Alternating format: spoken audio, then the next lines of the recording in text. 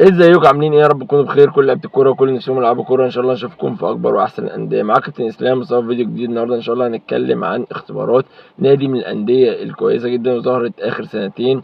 تابع شركه محترمه من الانديه اللي عندها امكانيات ماديه تساعدها ان هي تبقى في حته كويسه جدا.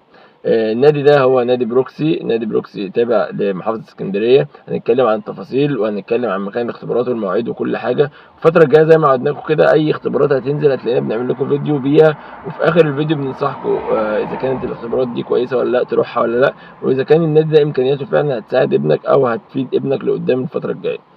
بس قبل ما نبتدي الفيديو، لو انت اول مره تتفرج عليا ولسه مشتركش في القناه انزل دلوقتي حالا اعمل اشتراك للقناه. لو مشترك بالفعل ما تنساش تدينا لايك كده، اللي بيدينا طاقه وحماس عشان نصور لكم فيديوهات كتير الفتره الجايه. نادي بروكسي من الانديه اللي ظهرت مؤخرا بقاله سنتين او 3 سنين، ظاهر على الساحه. صعد من اول درجه الرابعه للثالثه الممتاز به حاليا في دوري المحترفين، ومن الانديه اللي عندها امكانيات ماديه كويسه جدا. ففرصه كويسه لاهل اسكندريه، خصوصا ان الاختبارات كتير ما تبقاش هناك. الانديه محدوده، فدي من الانديه اللي هتفيد ابنك لو ابنك ان شاء الله من الناس اللي اختاروهم ان هي تبقى في نادي بروكسي، فهيبقى مستقبل كويس ليه وهيبقى فيه تطور جامد في مستوى الولد. نادي بروكسي عامل اختبارات، هتبتدي اختباراته من محافظه البحيره. محافظة البحيرة في كفر الدوار، في ملعب زنانة، في مدخل شارع الجيش الزراعي. مدخل شارع الجيش الزراعي، ملعب زنانة في كفر الدوار.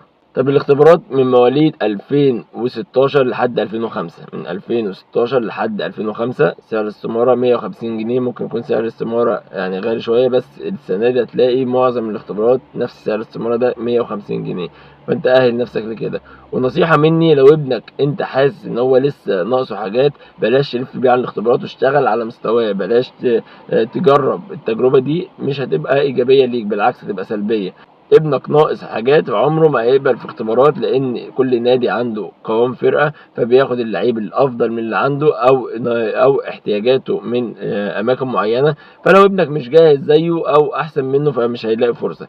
فدي نصيحه. ومن الانديه الكويسه جدا بروكسي اللي انت لو انضميت ليها هتستفاد منها جدا. فانت لو ابنك مستواه عالي تقدر انت تروح ان شاء الله، ربنا يكرمك.